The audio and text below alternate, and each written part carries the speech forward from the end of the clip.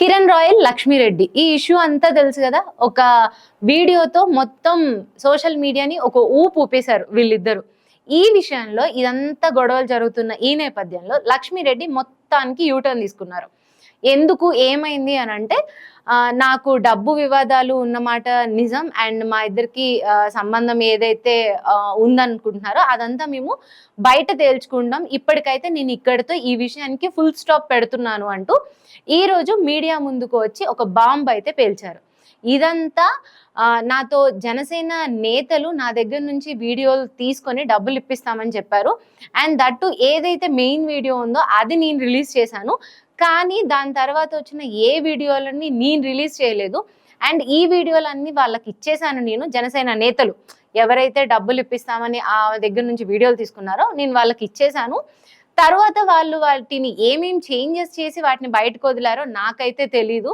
So ఇక్కడితో నేను ఈ గొడవలన్నిటికీ ఫుల్ స్టాప్ పెడుతున్నాను. అండ్ నా పిల్లలకి ఇదంతా ఇష్టం లేదు అండ్ ఇదంతా వద్దు అని వాళ్ళు అడగడంతోనే నేను ఇదంతా ఆపేస్తున్నాను అని ఆమె ఒక స్టేట్మెంట్ అయితే ఇచ్చారు. అండ్ దీంట్లో ఆమె వెల్లడించిన విషయాలు తెలిస్తే ఒక్కసారి ఇట్లా కళ్ళు బైర్లు గమ్ముతాయి. ఎందుకంటే జనసేన తిరుపతి జిల్లా అధ్యక్షుడు ఎవరైతే ఉన్నారో ఆయనది ఇందులో హస్తం ఉందన్నట్లు మాట్లాడారు ఆమె. అంటే క్లారిటీగా చెప్పకపోయినా అటు ఇటుగా అదే అర్థం వచ్చేలా చెప్పారు.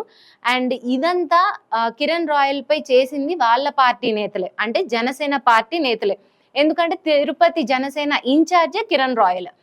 సో ఈ నేపథ్యంలో కిరణ్ రాయల్ని ఇలా ఇరికించారో లేకపోతే మరి ఆల్రెడీ చేసింది ఇలా బయటకు వచ్చిందో తెలియదు, కానీ ఇదంతా మొత్తం ఒక రచ్చలాగా అయితే ఏర్పడింది.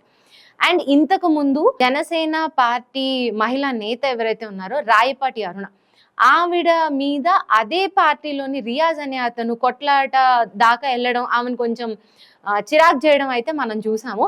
ఇలా ఆ పార్టీలో ఆ పార్టీ నేతలు ఆ పార్టీ వాళ్ళతోని ఎందుకు ఇలా గొడవలు చేసుకుంటారనేది, అంటే బయట జనసేన పార్టీకి ఒక పేరైతే ఉంది. అదేంటంటే క్రమశిక్షణ లేకుండా ఉంటారు అన్నట్లు ఒక పేరైతే ఉంది. మరి ఆ పేరుని సార్థకం చేసుకుంటున్నారా లేకపోతే ఇవి అనుకోకుండా జరుగుతున్నాయో తెలియదు, కానీ వాళ్ళ పార్టీ నుంచి ఇలాంటివైతే జరుగుతూనే ఉంటాయి. చూద్దాం మరి రానున్న రోజులలో లక్ష్మి తీసుకున్న ఈ యూటర్న్ నుంచి మళ్ళీ ఇంకో యూటర్న్ తీసుకొని వచ్చి ఇంకేమన్నా వీడియోలు బయట పెడతారా, లేకపోతే ఈ రోజు జరిగిన ప్రెస్ మీట్ కి ఇంకేమన్నా క్లారిఫికేషన్స్ ఇస్తారా అనేది మనం చూడాల్సి ఉంది.